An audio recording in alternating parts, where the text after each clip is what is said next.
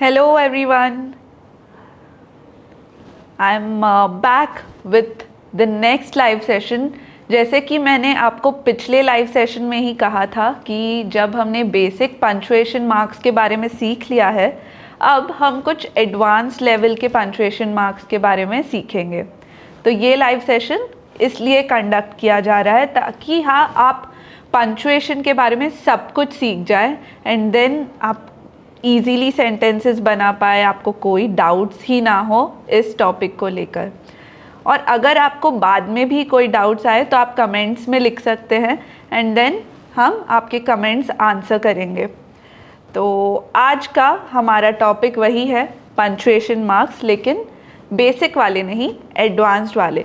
तो पिछले सेशन में हमने क्या क्या सीखा था? Full stop, comma, question mark and exclamation mark. तो आज हम इससे थोड़ा आगे बढ़ेंगे कि कैसे बाकी के जो पंक्चुएशन मार्क्स है उन्हें यूज़ किया जाता है। पंक्चुएशन मार्क्स जैसे कि पिछली बार मैंने कहा था क्यों यूज़ होते हैं, ताकि वो सेंटेंस का सही मतलब बता सकें। सेंटेंस का सही मतलब समझने के लिए पंक्चुएशन मार्क्स यूज़ करना बहुत ज़रूरी है। तो देखते हैं कैसे यूज़ किए जाते हैं। सबसे पहले जाएंगे हम सेमीकोलन की तरफ।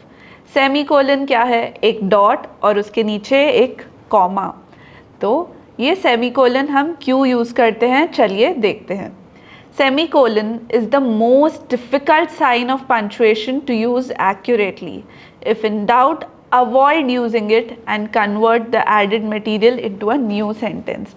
तो यहाँ कहा जा रहा है कि सेमीकोलन सबसे मुश्किल पंक्चुएशन मार्क है यूज़ करने के लिए, सही तरीके से यूज़ करने के लिए। अगर आपको कभी भी डाउट है कि ये यूज़ करना चाहिए या नहीं, तो you can avoid a semicolon और एक कम्प्लीटली न्यू सेंटेंस आप बना सकते हैं। तो लेकिन आई डोंट थिंक आपको डाउट्स आएंगे after using this, after watching this live session. As a general rule, semicolon is used in the following ways. When joining two connected sentences, जब हम दो connected sentences यूज़ करते हैं तो उनके बीच में हम सेमीकोलन यूज़ करते हैं। चलिए इसका एग्जाम्पल देखते हैं। We set out at dawn, the weather looked promising। तो ये आपको लग रहा होगा कि दो अलग सेंटेंसेस है, लेकिन क्योंकि ये दोनों एक दूसरे से रिलेटेड है, इसीलिए इनके बीच में सेमीकोलन भी यूज़ किया जा सकता है। ये सेमीकोलन बहुत ट्रिकी पंक्चुएशन मार्क है, लेकिन धीरे धीरे जैसे आप प्रैक्टिस करते रहेंगे आपको इंग्लिश में ये कैसे यूज़ करना है समझ में आ जाएगा। तो we set out at dawn, semicolon, the weather looked promising. या फिर assertive behavior concerns being able to express feelings, wants and desires appropriately. Passive behavior means complying with the wishes of others। तो ये जो sentence है, assertive behavior concerns being able to express feelings, wants and desires appropriately, इसके बाद एक semicolon use हो रहा है। और passive behaviour means complying with the wishes of others. तो यहाँ असर्टिव बिहेवियर और पैसिव बिहेवियर का मतलब समझाया जा रहा है, और इन दोनों सेंटेंसेस को समझाने के बीच में एक सेमीकोलन यूज़ किया जा रहा है क्योंकि ये दोनों एक दूसरे से कनेक्टेड है। Semicolon can also be use to assemble detailed lists. जब हम कोई लिस्ट बिल्कुल डिटेल में दे रहे हों तो हम सेमीकोलन यूज़ कर सकते हैं। The conference was attended by delegates from Paris, France, मतलब Paris from France, Paris, Texas, London, UK। तो जैसे कि आप देख सकते हैं यहाँ पर कैसे यूज़ हो रहा है। फ्रांस के अंदर पेरिस है, तो एक एड्रेस की तरह हम लिख रहे हैं पेरिस फ्रांस, फिर एक सेमीकोलन, पेरिस टेक्सास, फिर एक सेमीकोलन, लंदन यूके, मतलब लंदन से कोई आया था और लंदन कहाँ है? यूके में। स्टॉकहोम स्वीडन, स्टॉकहोम से कोई आया था और वो कहाँ है? स्वीडन में। Colombo Sri Lanka and Mumbai India. तो इन सब जगहों को हम डिटेल में बता रहे हैं। वो बता रहे हैं कि कौन से कंट्री में ये जगह है। तो जब हम डिटेल में कुछ बताते हैं वो लिस्ट के बीच में हम सेमीकोलन यूज़ करते हैं। ऑलराइट, तो इस तरह से सेमीकोलन्स यूज़ किए जाते हैं जब कुछ डिटेल में बताया जाता हो या फिर दो कनेक्टेड सेंटेंसेस को जोड़ा जाता हो। ये दोनों तरीकों में सेमीकोलन यूज़ होते हैं। लेट्स सी कि अब कोलन कैसे यूज़ होता है। कोलन क्या है? दो डॉट्स, ऊपर नीचे ऐसे दो डॉट्स जब हम लगाते हैं उसे हम कहते हैं कोलन। तो ये क्यों यूज़ होता है, चलिए देखते हैं। Colon with in a sentence makes a very pointed pause between two phrases. There are two main uses of the colon. It is most commonly used when listing. तो जब हम लिस्ट बनाते हैं, तो जब हमें बताना हो कि अब लिस्ट शुरू हो रही है, तो उससे पहले हम कोलन यूज़ करते हैं। जैसे कि she placed the following items into the trolley: colon, juice, fruit, vegetables, cereals and cartons of milk. तो ये कोलन जहाँ हम यूज़ कर रहे हैं वो बता रहा है कि अब लिस्ट शुरू हो रही है और इस लिस्ट में ये सारी चीज़ें हैं। It can be used within a heading और descriptive title. जब कोई चीज़ का टाइटल या हेडिंग हम देते हैं वहाँ भी हम कोलन यूज़ करते हैं। जैसे कि human resource management colon guidelines for telephone advisers. तो ह्यूमन रिसोर्स मैनेजमेंट जो मेन टाइटल है उसके बाद कोलन देके उसका सब हेडिंग हम लिखेंगे। तो इस तरीके से कोलन यूज़ होता है। आज तक आप काफ़ी कंफ्यूज्ड होंगे कि ये सेमीकोलन कोलन यूज़ क्यों होता है और कैसे होता है। हम जनरली सेंटेंसेस में इन्हें देखते हैं लेकिन आज तक कभी सोचा नहीं है कि ये कैसे और क्यों यूज़ होते हैं। अब जब आपको पता है कि ये कहाँ यूज़ किया जाता है और कैसे यूज़ किया जाता है, आप उसे नोट भी करेंगे और आपको समझ भी आएगा कि हाँ, यहाँ पर कोलन यूज़ किया जा सकता है, यहाँ सेमीकोलन यूज़ किया जा सकता है, यहाँ पर ज़रूरत नहीं है। तो इस तरह से अगर आप प्रैक्टिस करते रहेंगे तो आपकी इंग्लिश और बेहतरीन होती रहेगी। तो चलिए अगला जो हमारा पंक्चुएशन मार्क है उसकी तरफ बढ़ते हैं। अपॉस्ट्रफी। अपॉस्ट्रफी क्या है? एक जो छोटा सा लाइन हम वर्ड्स के ऊपर ऐसे लगाते हैं उसे हम कहते हैं अपॉस्ट्रफी। या फिर इन्वर्टेड कॉमा, कॉमा हम नीचे लगाते हैं, उसी तरह अपॉस्ट्रफी ऊपर लगाया जाता है। तो अपॉस्ट्रफी इंडिकेट्स पोजेशन और ओनरशिप, मतलब कोई भी चीज़ का पोजेशन या फिर ओनरशिप की जब हम बात करें तब हम अपॉस्ट्रफी यूज़ करते हैं। जैसे कि the girl's hat was green. तो यहाँ पर जब हम गर्ल्स कह रहे हैं GIRL अपॉस्ट्रफी S, तो the girl's hat was green. किसकी हैट? Girls hat. तो यहाँ हम बता रहे हैं कि उस हैट की ओनर वो लड़की है, वो हैट उस लड़की को बिलोंग करती है, it belongs to the girl, इसीलिए गर्ल अपॉस्ट्रफी S। तो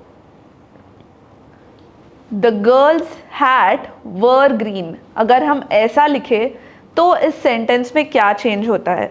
यहाँ पर गर्ल्स के बाद हम अपॉस्ट्रफी लगा रहे हैं। पहले हम क्या कर रहे थे? गर्ल अपॉस्ट्रफी S, और अब गर्ल्स पूरा लिखकर हम अपॉस्ट्रफी लगा रहे हैं। इसका मतलब यहाँ पर गर्ल्स प्लूरल में है, फर्स्ट सेंटेंस में सिंगुलर था। अब प्लूरल जब हम यूज़ कर रहे हैं, the girls hats were green, मतलब सारी लड़कियों की जो हैट थी वो ग्रीन थी और उनकी इंडिविजुअल हैट के पोजेशन के बारे में हम बात कर रहे हैं। और कैसे अपॉस्ट्रफी यूज़ होता है, चलिए देखते हैं। Another use of apostrophe is to indicate where a letter is omitted. जब कोई लेटर लिखते हुए हम एक छोटा सा लेटर हम ओमिट कर रहे हैं, मिस नहीं, अवॉइड कर रहे हैं to make it a shorter version, तब अपॉस्ट्रफी यूज़ होता है। जैसे कि we are going to do this course, तो जब हम वियर WE', ये लिख रहे हैं, तो ये हम किसके लिए लिख रहे हैं? We are going to do this course. जब हम ये कहना चाहते हैं, यहाँ पर आर के बदले सिर्फ RE यूज़ हो रहा है, ARE नहीं यूज़ हो रहा, तो ये A हम ओमिट कर रहे हैं और वहाँ पर अपॉस्ट्रफी लगा रहे हैं। We are going to do this course. Isn't this a fine example of punctuation? तो isn't हम क्यों यूज़ करते हैं? is not के लिए। तो is ISN apostrophe T, तो यहाँ पर O नहीं आ रहा है, तो जब हम O ओमिट कर रहे हैं तो हम apostrophe यूज़ कर रहे हैं। तो isn't this a fine example of punctuation, ये हम किसके लिए लिख रहे हैं? is not this a fine example of punctuation?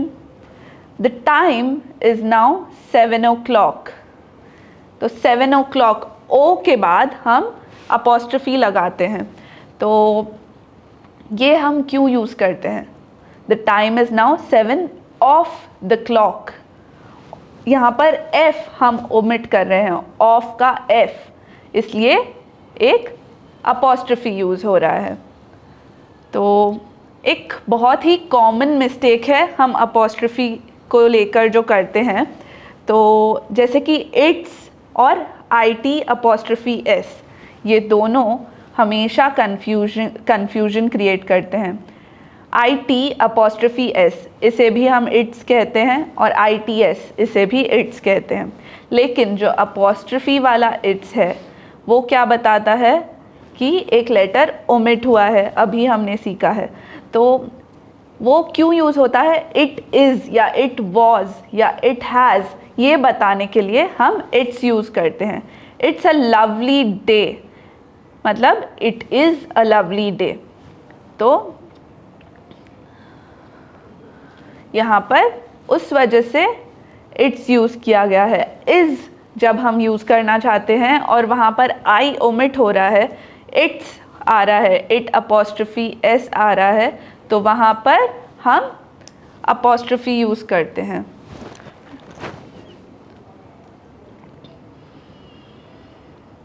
Okay, अगला तो ये था अबाउट अपॉस्ट्रफी।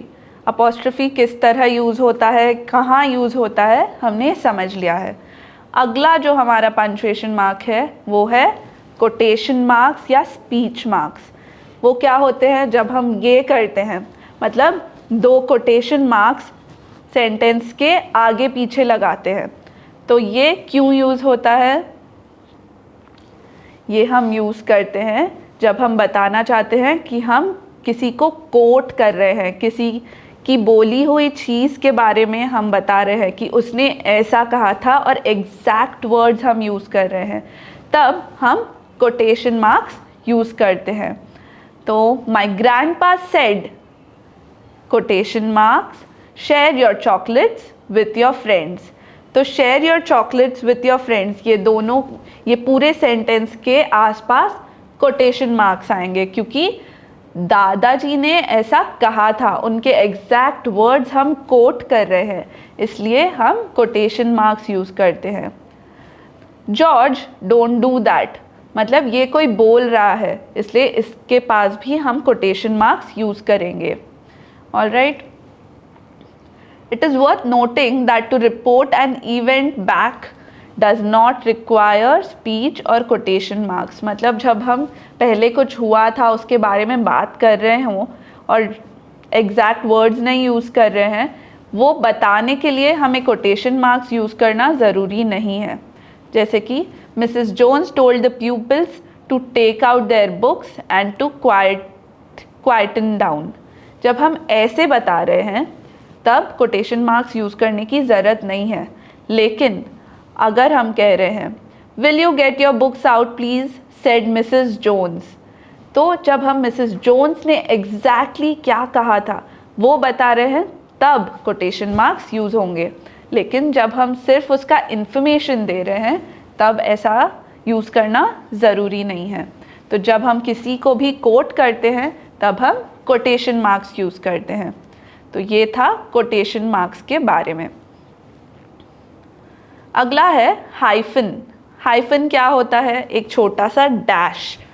ये हम क्यों यूज़ करते हैं? चलिए देखते हैं। Hyphen is use to link words together. जब दो वर्ड्स को साथ में हमें लिंक करना हो तब हम हाइफन यूज़ करते हैं। जैसे कि सब पार्ट, सब और पार्ट के बीच में एक कोटेशन। नॉन वर्बल, नॉन और वर्बल के बीच में एक हाइफन, सब पार्ट के बीच में एक hyphen. Second class, second class के बीच में एक हाइफन। 18th सेंचुरी, 18th के बाद एक हाइफन और फिर सेंचुरी। तो ऐसे दो वर्ड्स को लिंक करने के लिए हम हाइफन यूज़ करते हैं। Hyphen is also used when a word is split between two lines. The hyphen should be placed between syllables at the end of the upper line and indicates to the reader that the word will be completed on the next line.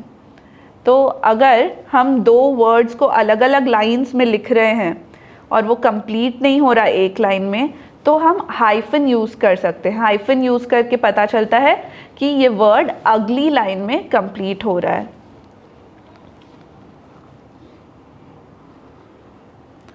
तो इस तरह से hyphens use होते हैं दो words को link करने के लिए।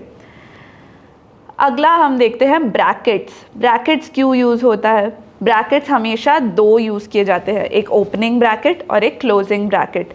सिर्फ ओपनिंग ब्रैकेट या सिर्फ क्लोजिंग ब्रैकेट अलग से नहीं यूज़ किया जा सकता, ये दोनों यूज़ किए जाते हैं कोई सेंटेंस के बारे में बताने के लिए। Brackets always come in pairs and are used to make an aside or a point which is not a part of the main flow of the sentence. जब कोई सेंटेंस का मेन फ्लो चल रहा है, उसके अलावा हमें साइड में कुछ बताना हो तो वो हम ब्रैकेट्स में बताते हैं।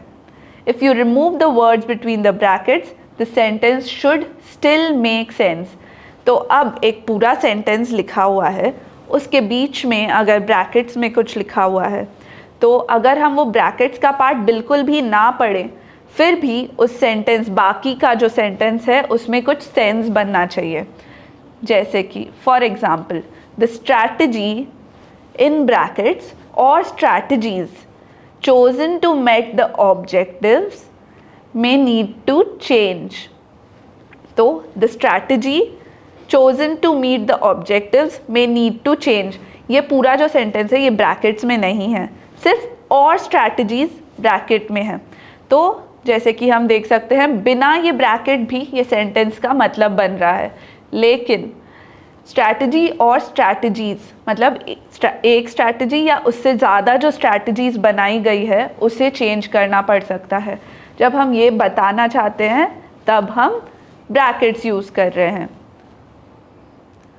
तो ये थे हमारे आज के पंक्चुएशन मार्क्स। ये सारे थोड़े एडवांस लेवल है, लेकिन आपके लिए ये बहुत इम्पॉर्टेंट है सीखना कि इन्हें कैसे और कब यूज़ किया जाता है। तो आज हमने सीखा सेमी कोलन, कोलन, अपॉस्ट्रफी और क्या सीखा, हाइफन और कोटेशन मार्क्स एंड ब्रैकेट्स। बहुत सारे कोटेशन मार्क्स आज हमने सीख लिए। आई थिंक आपको ये बहुत इन्फॉर्मेटिव सेशन लगा होगा। अगर आपके पास कोई भी डाउट्स है तो आप अभी मुझसे पूछ सकते हैं, मैं आपके सारे डाउट्स क्लियर कर दूंगी।